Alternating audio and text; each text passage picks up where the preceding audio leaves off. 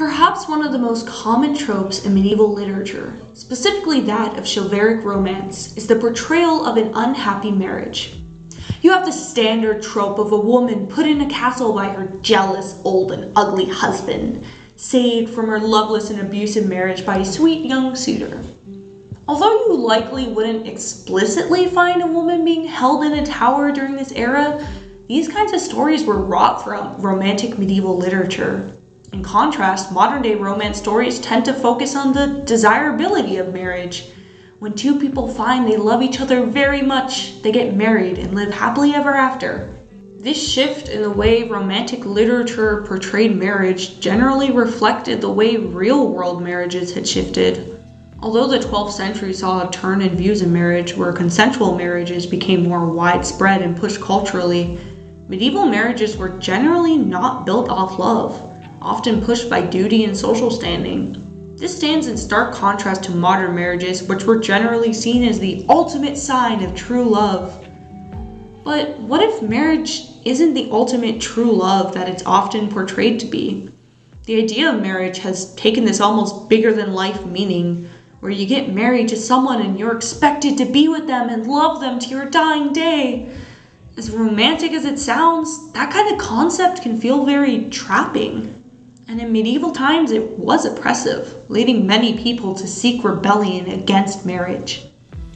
Medieval chivalric romance was important as they offered an escape for these miserable relationships, fantasizing about a world where a young, handsome man pursues a woman he loves and saves her from her tragic marital predicament. This is something many modern-day people may wish for, to be saved from an unhappy marriage. And through analysis of how marriages were seen in the past and their connection to medieval literature, I hope to destigmatize the idea of leaving a marriage to pursue your own love and happiness. In this essay, we will examine the Lais of Marie de France specifically, as they not only offer a woman's view on the matter, which was generally uncommon, but also portray these unhappy marriage conventions in a really upfront and easy to understand way. But before we analyze those pieces, we first need to consider the environment of the time.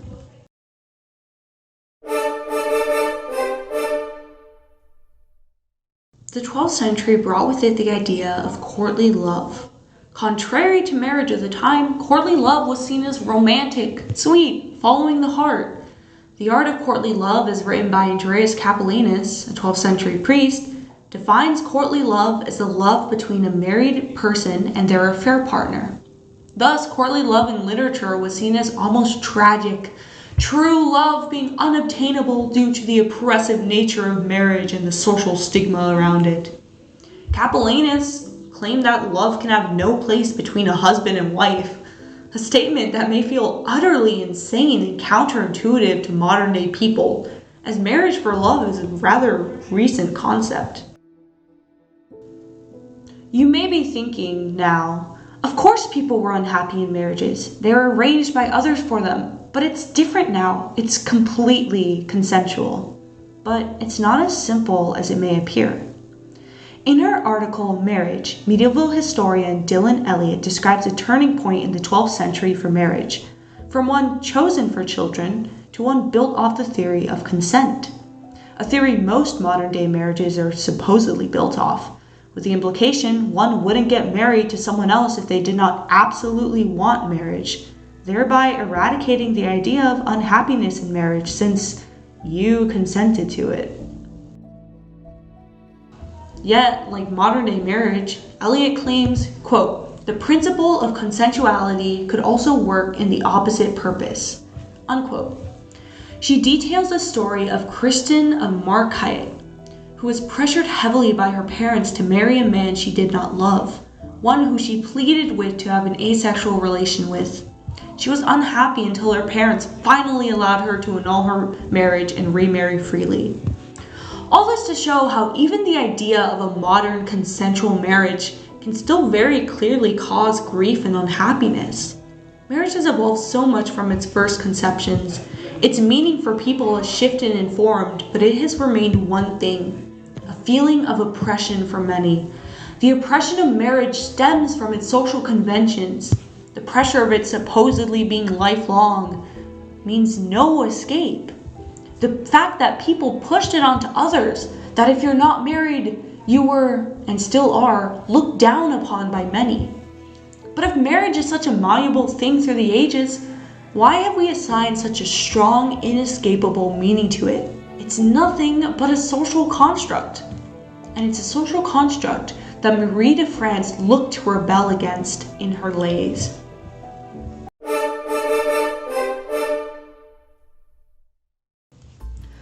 Marie de France was a poet in the 12th century known for writing under the genre of chivalric romance.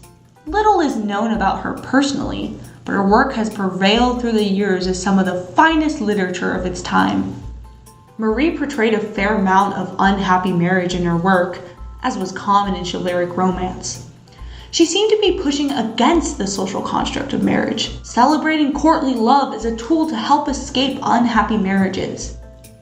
We will be examining some of her work to discern the problems Marie had with marriage and what may lead someone to be unhappy with marriage.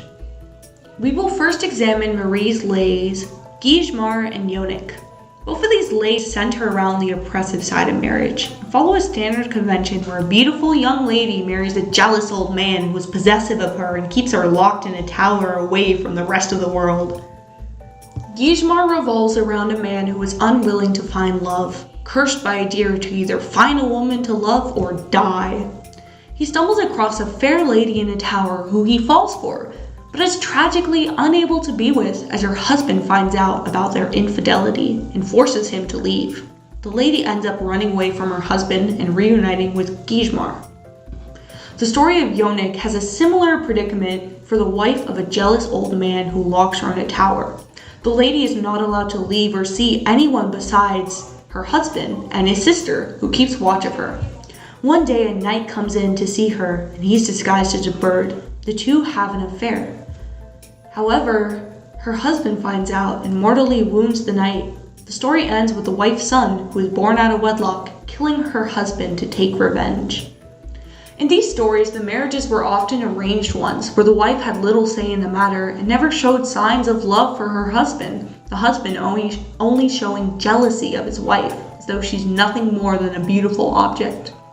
They often centered around the wife's pain and anguish due to the situation, and it is of note that the wife falls for the first man who comes across her and finds love and happiness in committing infidelity with such a man.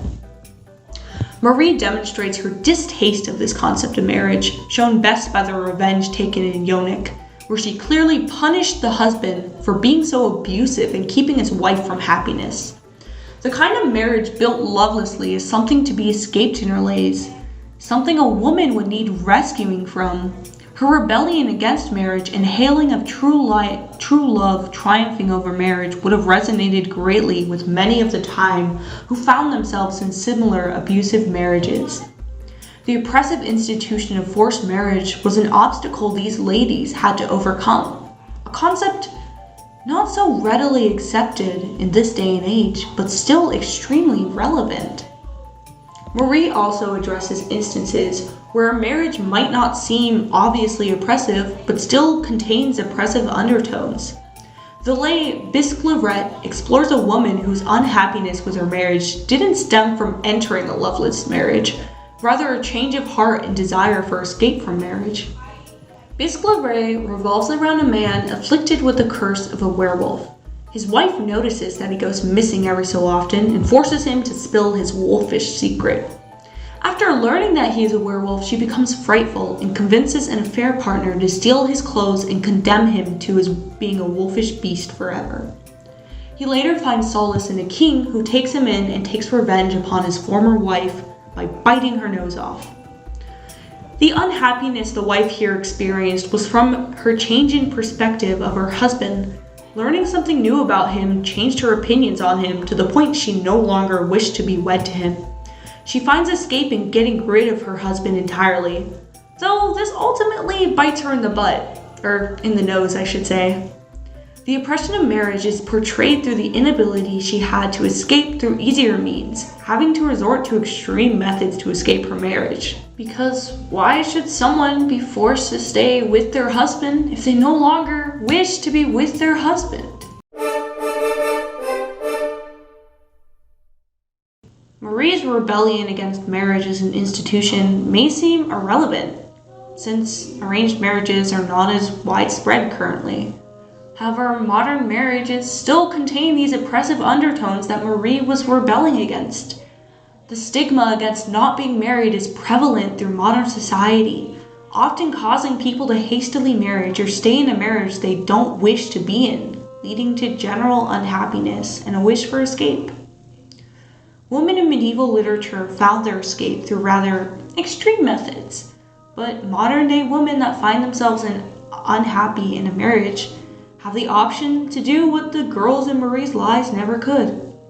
You have the power to end the marriage and walk away through divorce.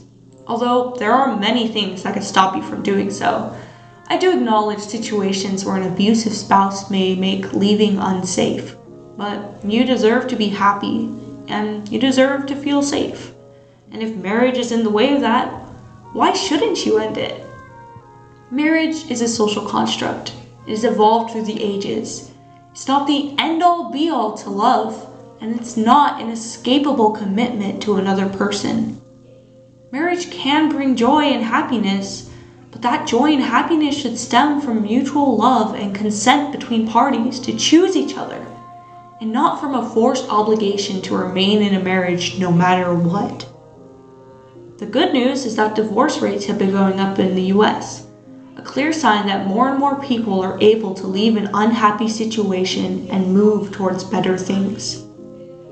Just as the women of Marie's Lais found themselves chasing happiness outside of marriage, despite all the social stigma and obstacles in their path, you have the opportunity to pursue a life that makes you happy and leave ones that don't.